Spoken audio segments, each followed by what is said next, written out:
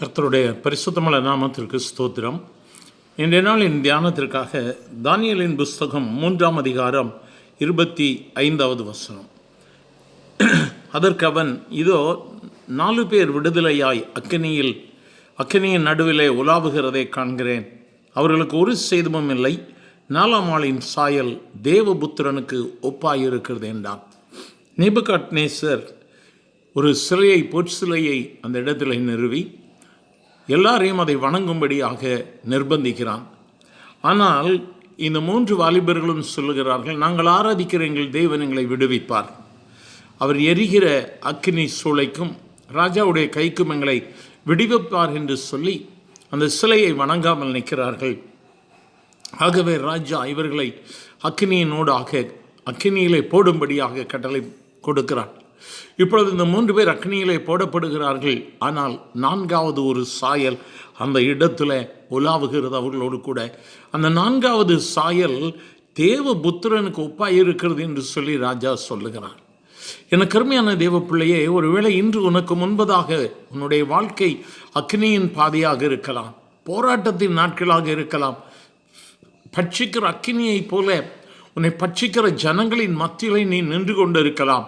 இந்த போராட்ட களத்தில் நான் எப்படி தப்பு வைக்கப்படுவேனா? பெரிய கேள்விக்குறியோடு ஒருவேளை நீ இருக்கலாம். ஆனால் தேவனாகிய கர்த்தர் அன்று அந்த 3 வாலிபர்களுக்கு உதவின வண்ணமாய் இன்று உனக்கு நிச்சயமாக அவர் உன்னோடு கூட நடப்பார், உன்னை விடுவிப்பார். ஏசாயா தீர்க்கதரிசன புஸ்தகம் 43:2 சொல்லும் பொழுது, நீ தண்ணீர்களை கடக்கும்போது நான் உன்னோடு இருப்பேன், நீ அக்கினியில் நடக்கும்போது வேகாதிருப்பாய், அக்கினி ஜுவாலை உன் பேரில் பற்றாது. இன்றும் உனக்கு விரோதமாய் பலவிதமான அக்கினிகள் எரிந்து கொண்டிருக்கலாம். அந்நிய அக்கினி உனக்கு விரோதமாய் எழும்பி இருக்கலாம். ஒருவேளை நீ கலங்கி இருக்கிறாயோ, இந்த நாளை குறித்து நீ கலக்கத்தோடு கூட இந்த நாளை ஆரம்பித்து கொண்டு இருக்கிறாயா? தெய்வ சமூகத்தில் நில். உன் வலது பக்கத்தில் 1000 பேரும், உன் இடது பக்கத்தில் 1000 பேரும், உன் வலது புறத்தில் 10,000 பேரும் விழுந்தாலும் உன்னை எந்த சேதமும் அணுகுவது இல்லை. உன் கண்களால் மாத்திரம் நீ அதை காண்பாய். ஆண்டவரை நோக்கி பார்ப்பாயா? நம்பிக்கையோடு கூட, இயேசுவே, எனக்கு முன்பதாக இருக்கிற இந்த அக்கினி, எனக்கு விரோதமாய் பேசப்படக்கூடிய நாவுகள், நான் செய்யாத குற்றத்தை செய்தேன் என்று சுமத்தப்படுகிற குற்றங்களின் மத்தியில கண்ணீரோடு கூட நிற்கிறேன் என்று சொல்லுகிறாயோ, இந்த இயேசு உனக்கு உதவி செய்வார். அவரை நோக்கி பார்க்கலாமா? அன்பின் ஆண்டவரே, இந்த ஆசீர்வதிக்கப்பட்ட காலவேளையில் உம்முடைய பிள்ளைகள் உம்மை நோக்கி பார்க்கிறார்கள். அன்று அந்த 3 வாலிபர்களுக்கும் அக்கினியின் மத்தியிலே நீர் உலாவி விடுதலை கொடுத்தவர்.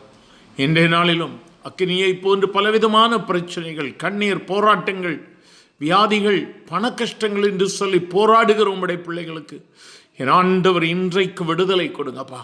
இன்றைய நாள் அவர்களுக்கு சமாதானத்தின் நாளாக இருக்கட்டும். இன்றைய நாள் ஒரு வெற்றியின் நாளாக இருக்கட்டும். ஆண்டவரே, போதும் ஆண்டவரே, கண்ணீர் பிரச்சனைகள் போதும், பயம் போதும். ஆண்டவரே, நீர் வழிநடத்த போகிற தெய்வர்க்காய் ஸ்தோத்திரம். ஆசீர்வதியும், உமக்கு சாட்சியாக எடுத்து நிறுத்தும். இயேசுவின் நாமத்தில் பிதாவே, ஆமேன், ஆமேன்.